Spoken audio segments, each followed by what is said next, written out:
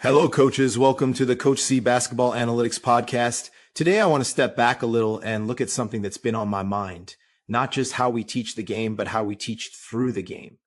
Because I think that's where things are shifting. The game is evolving. The environment around it is evolving even faster. And as coaches, we are right in the middle of that. We talk a lot about player development, systems, spacing, pace, efficiency, all important. But there is another layer now that we cannot ignore. We are no longer just teaching basketball. We are helping players navigate a much more complex environment, what happens on the court and everything around it, family, expectations, money, and decisions.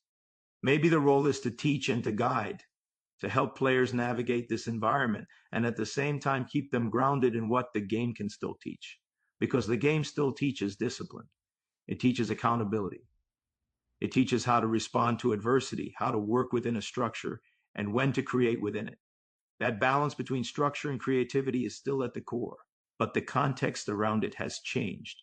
Players are making decisions earlier. They are exposed to more noise, more opinions, more opportunities, more pressure. And now there is a business side directly connected to their development. And you can see the impact of that across the game. Programs are now able to recruit players they would not have had access to before. Resources, NIL opportunities, and financial backing are changing recruiting dynamics. And that is part of what we are seeing in the NCAA tournament. More upsets, more parity, different programs competing at a higher level. So the question is no longer just who has the best system or the best development. It is also about how all of these factors come together. This shift has also changed the structure of athletic programs. What used to be managed by coaches and administrators now requires a more formal business operation. Many programs are effectively building internal business units with staff focused on NIL strategy, athlete compensation, contract review, and endorsement coordination.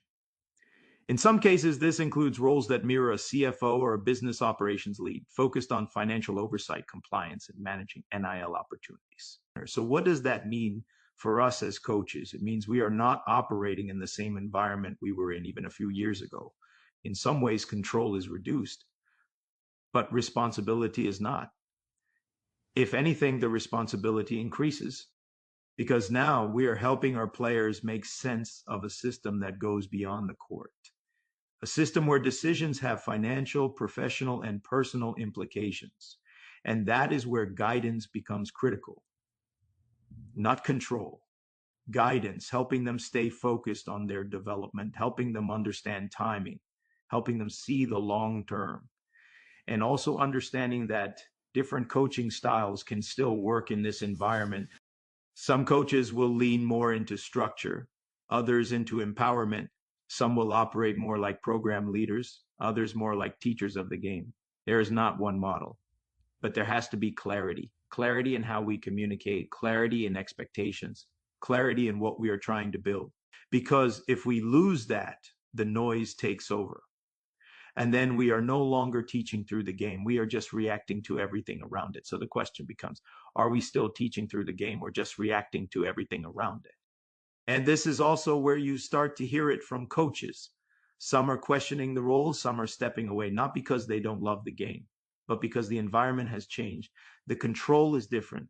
There are more voices, more decisions happening outside the court that impact what happens on it. And for some, that's not the role they signed up for. So the question becomes, are we still teaching through the game? Or are we just managing everything that surrounds it? That's something I've been thinking about. Because if that's where we are, then we need to take a hard look at what our role really is moving forward. It's something I'm continuing to think through, and I think it's worth reflecting on. I appreciate you taking the time to listen, and I hope to have you with me on the next episode.